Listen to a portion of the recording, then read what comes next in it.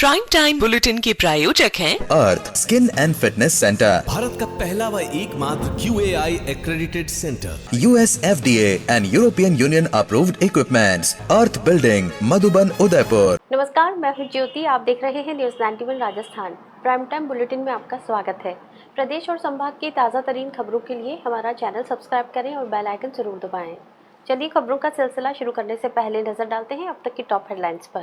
Headline के प्रायोजक हैं आरके प्रॉपर्टीज एंड कंसल्टेंट। आपके लिए आरके प्रॉपर्टीज लाए हैं आरके कनक एलिट्स, ढीकली, उदयपुर में रेडीमेड 3 BHK होम्स सिर्फ 55 लाख में। बेहतर लोकेशन, गेटेड सोसाइटी और फैमिली के लिए कंफर्टेबल लाइफस्टाइल के साथ अब अपनों का घर है बिल्कुल ready. Visit RK property and consultant, तीतड़ी, उदयपुर।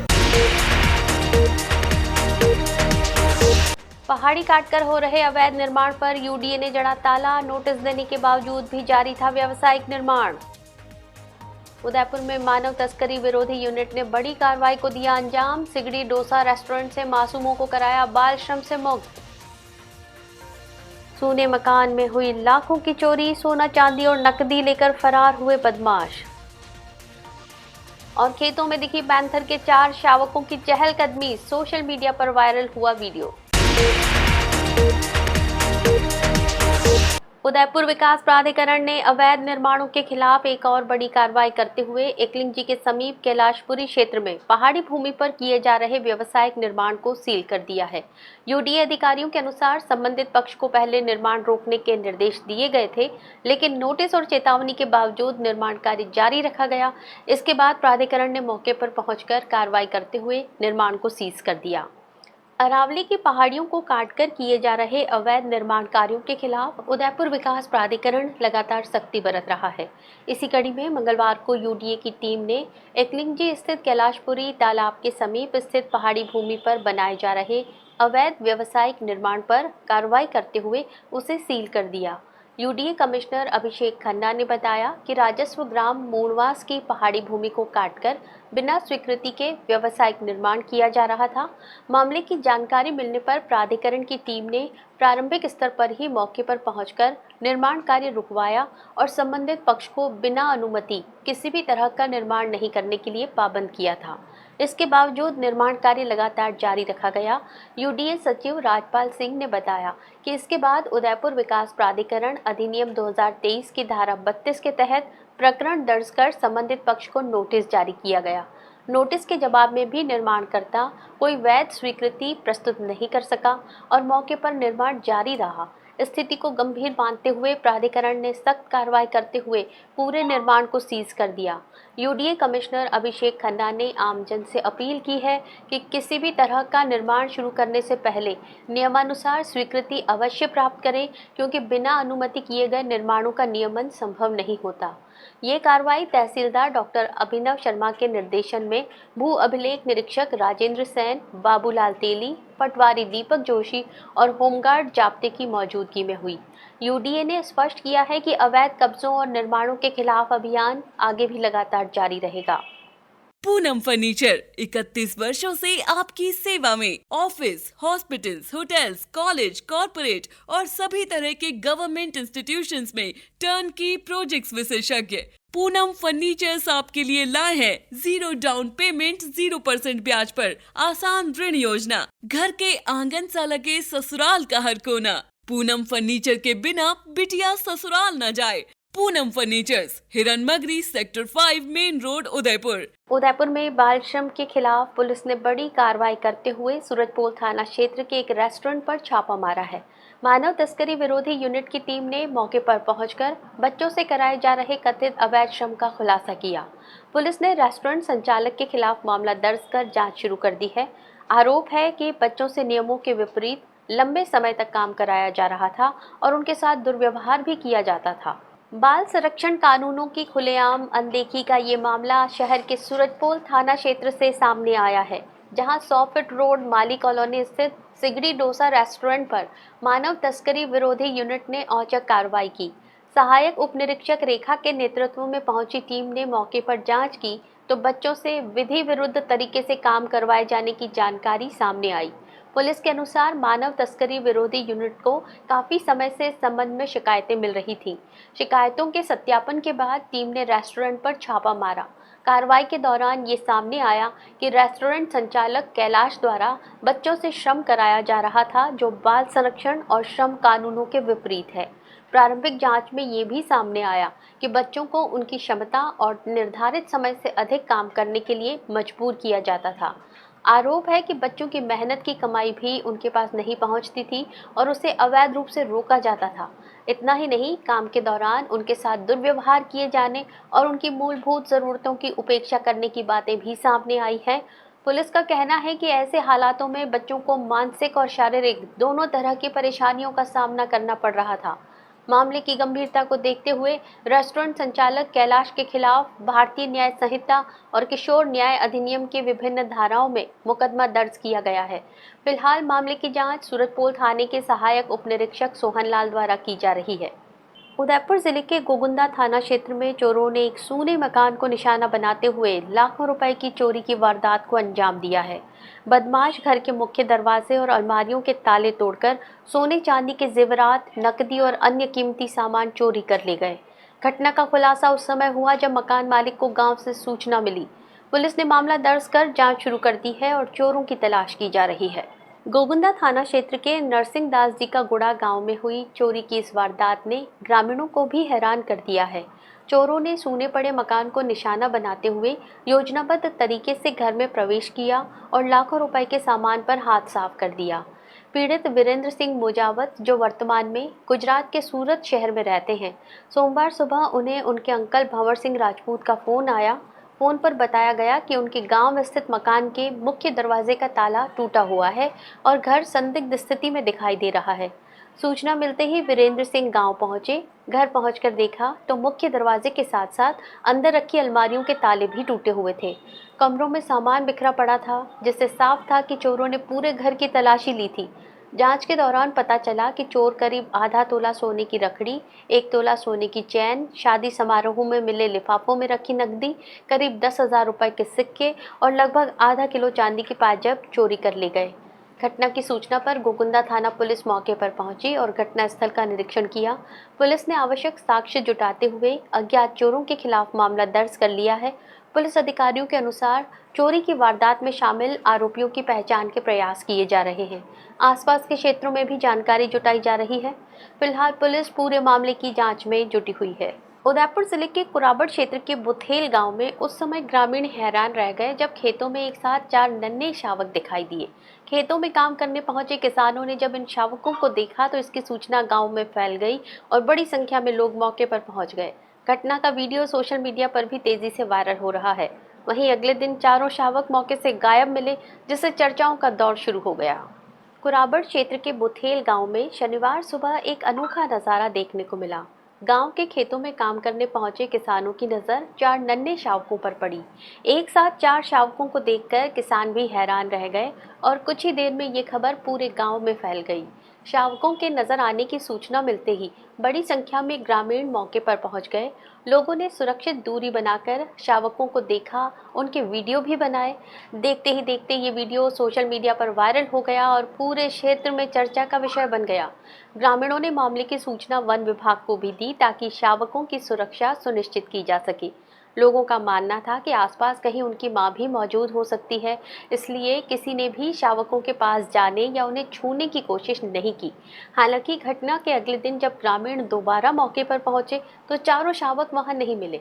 इसके बाद ये संभावना जताई जा रही है कि रात के समय उनकी मां वहां पहुंची होगी और अपने शावकों को सुरक्षित स्थान पर ले गई होगी। वन्य जीवों से जुड़े जानकारों का कहना है कि कई बार मादा अपने बच्चों को झाड़ियों या खेतों में सुरक्षित छोड़कर भोजन की तलाश में निकल जाती है और बाद में लौटकर उन्हें दूसरे स्थान पर ले जाती है। फिलहाल शावकों के सुरक्षित होने की उम्मीद जताई जा रही है और ग्रामीणों के बीच ये घटना चर्चा का विषय बनी हुई है। उदयपुर में विषाक्त पदार्थ सेवन करने वाले नवविवाहित दंपति के मामले में अब पीड़ित परिवार ने पुलिस अधीक्षक से मुलाकात कर न्याय की गुहार लगाई है। परिवार ने आरोपी मतीन खान पर बेटी को बहलाने, ब्लैकमेल करने, लाखों रुपए वसूलने, धर्म परिवर्तन का दबाव बनाने और शादी के बाद भी धमकियां देने जैसे गंभीर आरोप लगाए हैं। परिजनों का कहना है कि पूर्व शिकायतों पर प्रभावी कार्रवाई नहीं होने से हालात इतने बिगड़े कि दंपति ने विषाक्त पदार्थ का सेवन कर लिया। उदयपुर में मंगलवार को पीड़ित परिवार की ओर से पुलिस अधीक्षक कार्यालय पहुंचकर ज्ञापन सौंपा गया और पूरे मामले में निष्पक्ष जांच के साथ आरोपी के खिलाफ सख्त कानूनी कार्रवाई की मांग की गई। ज्ञापन में पीड़िता के पिता ने आरोप लगाया कि उनकी पुत्री जब नाबालिग थी तब हाथीपोल क्षेत्र निवासी आरोपी मतीन खान उसके संपर्क में आया और विश्वास में लेकर वर्ष 2023 में एक कैफे में उसने संबंध बनाए। इसके बाद आरोपी ने फोटो और अन्य सामग्री के आधार पर युवती को लगातार ब्लैकमेल करना शुरू कर दिया। परिवार का आरोप है कि आरोपी ने सोशल मीडिया पर फोटो वायरल करने, बदनाम करने और परिवार की प्रतिष्ठा खराब करने की धमकी देकर युवती से समय समय पर रुपए वसूले। ज्ञापन में दावा किया गया है कि आरोपी ने करीब 10 से 15 लाख रुपए तक की राशि ऐंठ ली। इतना ही नहीं, युवती ने दबाव में आकर घर के सोने के आभूषण भी आरोपी को दे दिए। परिजनों के अनुसार आरोपी लगातार युवती पर हिंदू धर्म छोड़कर मुस्लिम धर्म अपनाने और निकाह करने का दबाव बनाता रहा। परिवार ने बताया कि 16 फरवरी को उनकी बेटी का विवाह बागपुरा के रहने वाले एक युवक के साथ हुआ, लेकिन शादी के बाद भी आरोपी का उत्पीड़न बंद नहीं हुआ। आरोप है कि आरोपी ने सोशल मीडिया पर आपत्तिजनक पोस्ट डाली, दामाद को धमकियां दी और उसे पत्नी को छोड़ने के लिए दबाव बनाया। ज्ञापन में ये भी उल्लेख किया गया है कि आरोपी ने सोशल मीडिया पर दक्ष इज टारगेट और शमशान बना दूंगा जैसे संदेश पोस्ट किए। परिजनों का दावा है कि आरोपी और उसके साथियों ने पूर्व में धारदार हथियार लेकर दामाद का पीछा किया, जबकि एक अन्य घटना में आरोपी उनके घर पहुंचकर जान से मारने की धमकी भी दे चुका है। परिवार का कहना है कि पिछले 15 दिनों से लगातार मिल रही धमकियों और मानसिक प्रताड़ना से परेशान होकर 21 जून को उनकी बेटी और दामाद ने विषाक्त पदार्थ का सेवन कर लिया। दोनों अस्पताल में भर्ती हैं।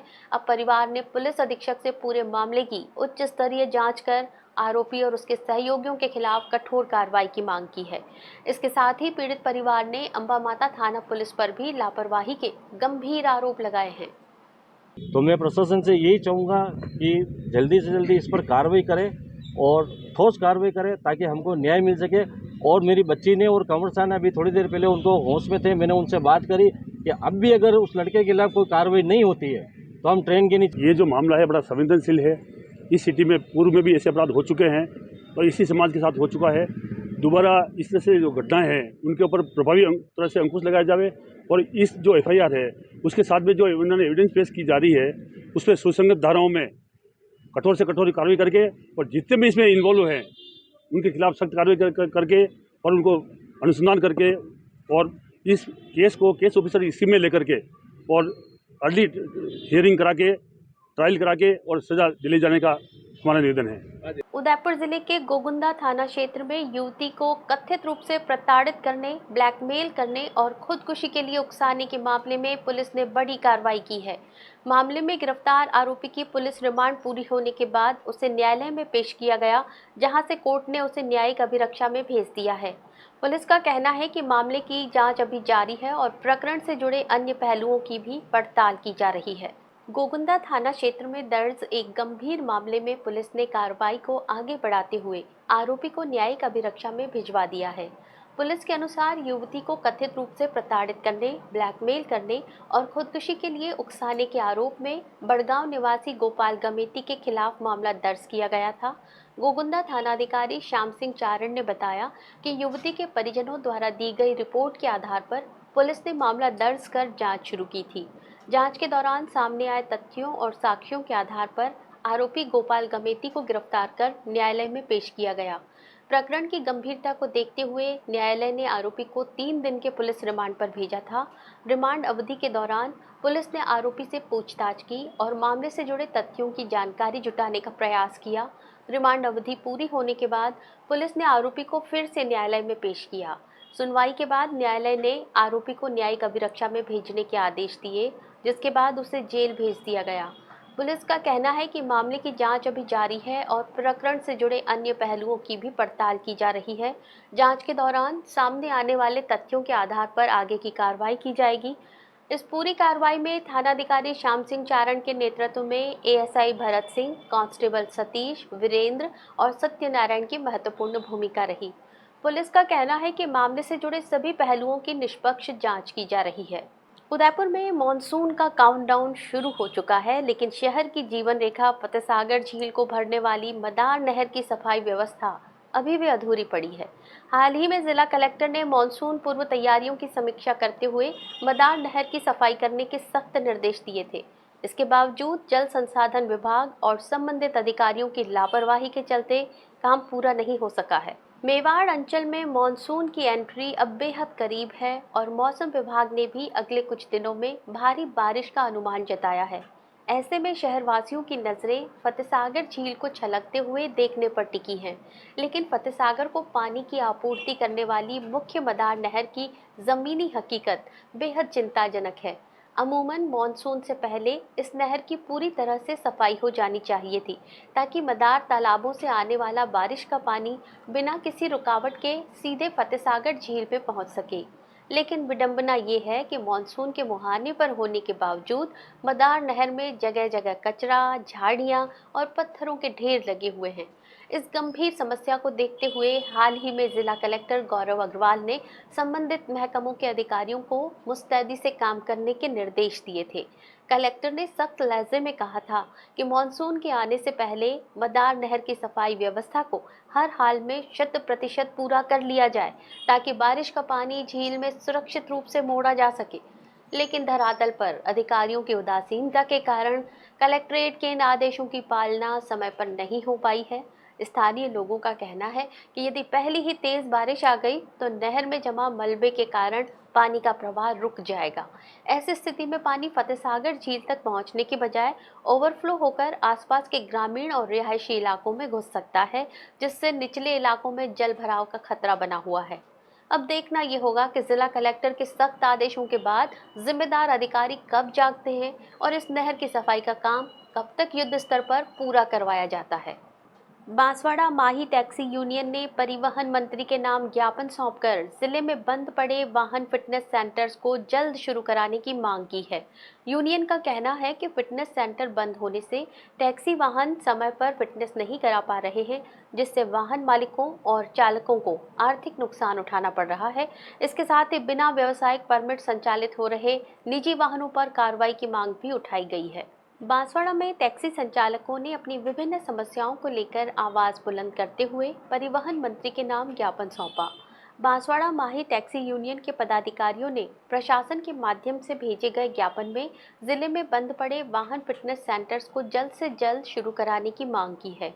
यूनियन के अध्यक्ष देवेंद्र यादव ने बताया कि लंबे समय से फिटनेस सेंटर बंद होने के कारण टैक्सी वाहनों की समय पर फिटनेस नहीं हो पा रही।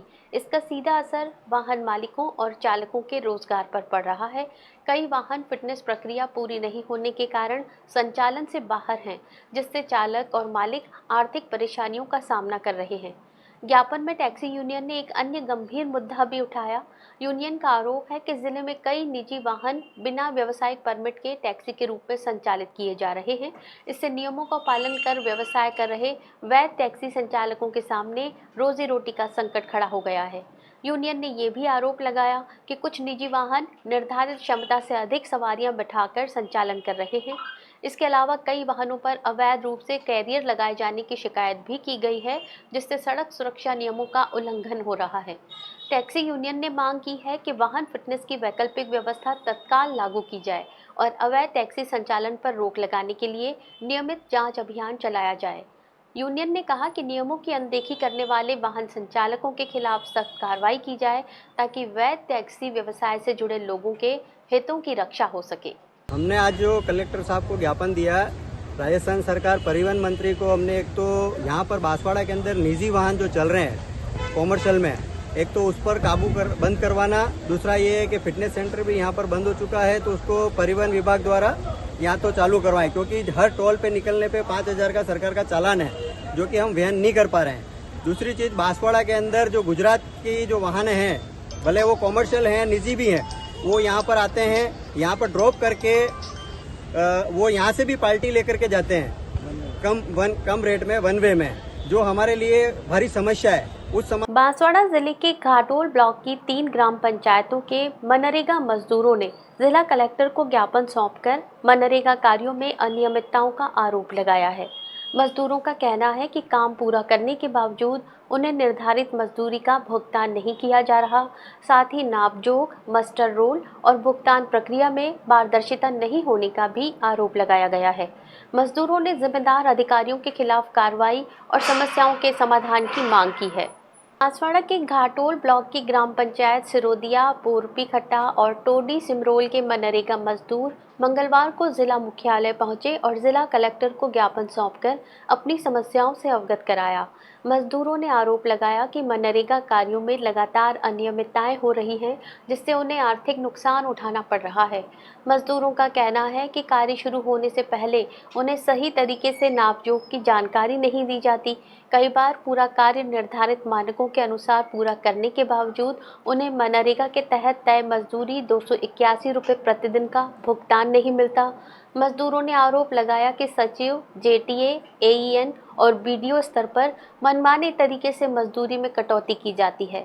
ज्ञापन में ये भी उल्लेख किया गया कि समय पर मस्टर रोल और कार्य से संबंधित रसीदें उपलब्ध नहीं कराई जाती, जिससे मजदूरों को अपने भुगतान और कार्य दिवसों की जानकारी प्राप्त करने में परेशानी होती है। मजदूरों का कहना है कि उन्होंने कई बार संबंधित अधिकारियों को इस संबंध में शिकायतें दी, लेकिन उनकी समस्याओं का समाधान नहीं किया गया। प्रदर्शनकारी मजदूरों ने मांग की कि मनरेगा कार्यों में पारदर्शिता सुनिश्चित की जाए, कार्य प्रारंभ होने से पहले स्पष्ट नापजोख बताई जाए और किए गए कार्य के अनुसार पूरा भुगतान दिया जाए। साथ ही जिन अधिकारियों पर अनियमितताओं के आरोप हैं, उनके खिलाफ जांच कर कार्रवाई की जाए।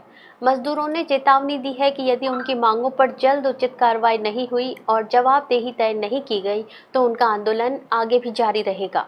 उदयपुर में महेश नवमी उत्सव के तहत आयोजित एक शाम प्रभु के नाम कार्यक्रम में भक्ति, संगीत और आध्यात्मिकता का अद्भुत संगम देखने को मिला। राजस्थान महिला विद्यालय प्रांगण में आयोजित भव्य भजन संध्या और सजीव झांकियों ने श्रद्धालुओं को भाव विभोर कर दिया। भगवान शिव की भव्य बारात, महाकाल शैली की भस्म आरती और आकर्षक प्रस्तुतियों ने पूरे वातावरण को भक्तिमय बना दिया। कार्यक्रम में बड़ी संख्या में समाजजन और श्रद्धालु मौजूद रहे। महेश नवमी उत्सव को लेकर उदयपुर नगर माहेश्वरी युवा संगठन के तत्वावधान में आयोजित एक शाम प्रभु के नाम कार्यक्रम श्रद्धा और उत्साह के माहौल में संपन्न हुआ।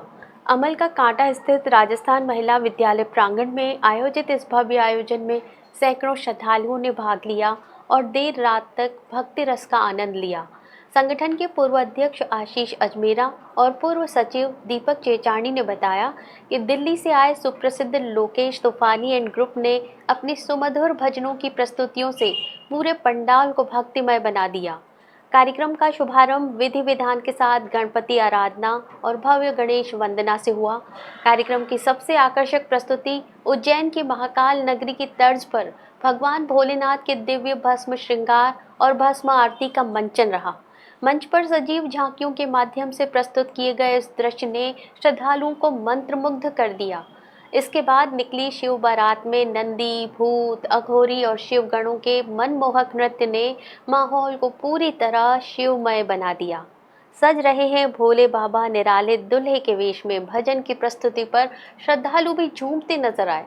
वहीं विभिन्न धार्मिक झांकियों ने भी दर्शकों का विशेष आकर्षण बटोरा। महेश नवमी उत्सव के तहत दोपहर बाद शहर में भव्य और ऐतिहासिक शोभा यात्रा भी निकाली गई।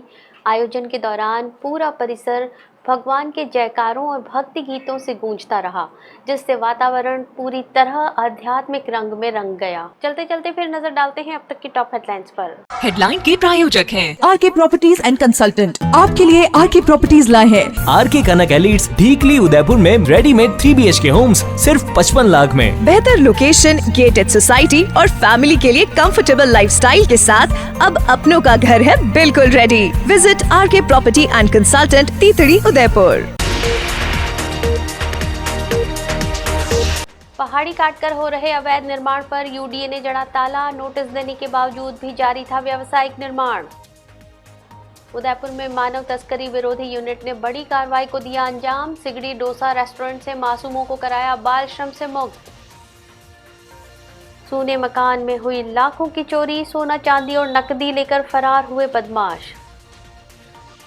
और खेतों में दिखी पैंथर के 4 शावकों की चहलकदमी। सोशल मीडिया पर वायरल हुआ वीडियो।